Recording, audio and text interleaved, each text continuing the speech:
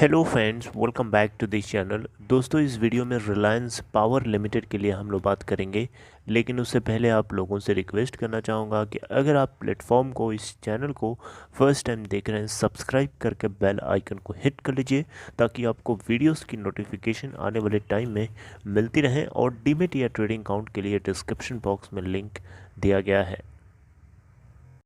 दोस्तों, रिलायंस पावर आज 11 फरवरी 2022 को लोअर सर्किट 15.40 के ऊपर, नहीं लोअर सर्किट तो नहीं लेकिन हाँ 15.40 के ऊपर बंद ओपन हुआ था, जो कि लोअर सर्किट से मात्र 5 पैसे ही ऊपर है, यानी काफ़ी लोअर सर्किट के नीचे क्लोज ओपन हुआ था और 15.40 से लो नहीं बनाया और हाई 16.10 का बना चुका है और 15.75 के ऊपर अभी भी ये ट्रेड हो रहा है। अगर हम टोटल वॉल्यूम देखें तो 2,23,87,107। अगर हम इस कंपनी के मार्केट कैप की बात करें तो इस प्राइस के करस्पॉन्डिंग 5,338 करोड़ रुपए। इसका 52 वीक लो 3.05 का और हाई है 19.25 का।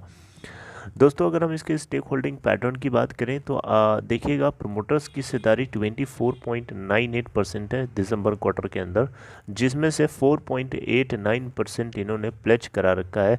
यही सेम डेटा, सेम फिगर सितंबर क्वार्टर के अंदर भी था।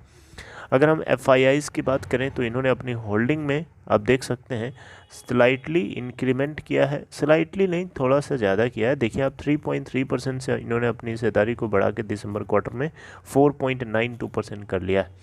अगर हम डीआईआईज की बात करें तो 3.51% के साथ वैसे ही बने हैं जैसे सितंबर क्वार्टर में थे।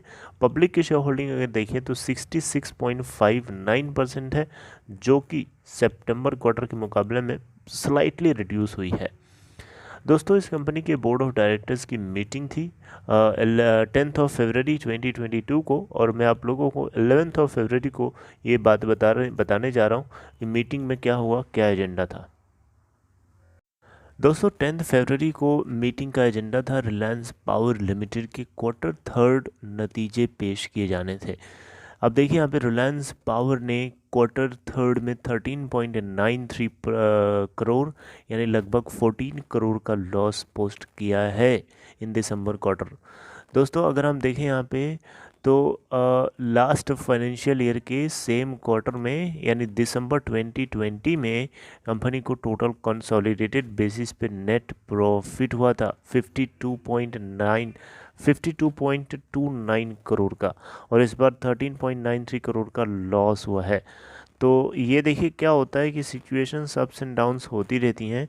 ज़रूरी नहीं है कि हमेशा लॉस और ज़रूरी नहीं कि हमेशा प्रॉफिट हो। ये डिपेंड करता है कि करंट सिचुएशन क्या चल रही है।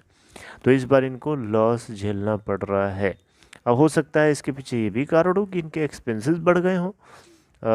टोटल इनकम अगर हम देखें दोस्तों तो यहाँ पे इस बार 1858.93 करोड़ निकल के आती है, जबकि लास्ट फाइनेंशियल ईयर के सेम क्वार्टर में, यानी दिसंबर 2020 में 2006.66 करोड़ की टोटल इनको इनकम जनरेट होती हुई देखने को मिली थी।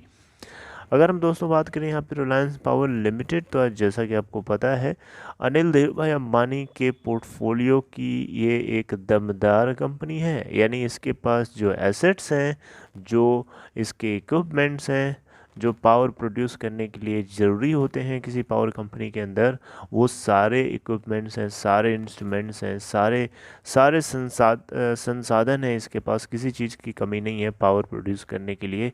तो प्राइवेट कंपनीज़ में से इसका भी नाम काफ़ी ऊंचाई पे लिया जाता है, यानी काफ़ी बढ़िया नाम है, काफ़ी अच्छी पोजीशन है इस कंपनी की। अब आप पूछेंगे इतना अच्छा नाम है, इतनी अच्छी बात है, तो फिर लॉस क्यों पोस्ट किया, बताओ। दोस्तों, लॉस पोस्ट करने के पीछे कई कारण होते हैं। ज़रूरी नहीं होता है कि हमेशा इसके ऑपरेशंस से ही लॉस जो है अफेक्टेड हो या इसका बॉटम लाइन अफेक्टेड हो सकता है इनके एक्सपेंसेस बढ़ गए हों तो फाइनली इनको लॉस झेलना पड़ रहा हो। यहाँ पे एक्सप्लेन नहीं किया गया है। ऑल तो मैं आपको बताना चाहूँगा, कोविड-19 की सिचुएशन तो इस बार नहीं बेटर हुई है, मतलब पहले से रिकवरी हुई है, तो इस बार इनको प्रॉफिटेबल होना चाहिए लॉस की जगह पे। तो आप लोगों को क्या करना है, पेशेंस रखनी है, और जो है इस छोटे से नेगेटिव खबर या लॉस से आपको नेगेटिव नहीं होना है, पैनिक नहीं करना है। राइट। और आपको जैसा कि पता है रिलायंस पावर लिमिटेड हो चाहे रिलायंस इंफ्रा हो, इन सिचुएशंस अभी इन लोगों की उतनी बेहतर नहीं हो पा रही, क्योंकि देखिए रिलायंस इंफ्रा को लेकर के डीएमआरसी को ऑर्डर दिया गया था कि वो अपना ड्यू पे करे, लेकिन वो हाथ खाली है उसका, वो दे ही नहीं पा रहा है, उसके पास पैसे ही नहीं है ना। तो इस तरीके से अगर आप देखें तो रिलायंस पावर के अंदर भी सिचुएशन ऐसी है। रिलायंस पावर को भी यहाँ पे फंड की ज़रूरत है इसके प्रोजेक्ट्स को एग्जीक्यूट करने के लिए, और इसको लेकर के पॉजिटिव कैश फ्लो का होना बहुत ज़रूरी। ऑल्दो ये कंपनी प्रॉफिटेबल हो गई थी पिछले कुछ क्वार्टर से, अगर आप देखेंगे तो इसके प्रॉफिट्स आने शुरू हो गए थे, और ऊपर वाले की दया से आने वाले टाइम में क्वार्टरली प्रॉफिट ये बुक करेगी कंपनी। अगर हम दोस्तों यहाँ पे अगर हम इसके पोर्टफोलियो की बात करें तो देखिए अभी भी 6000 मेगावाट के क्लोज इसका टोटल ऑपरेटिंग पोर्टफोलियो है, जो कि बहुत बड़ा नंबर होता है दोस्तों।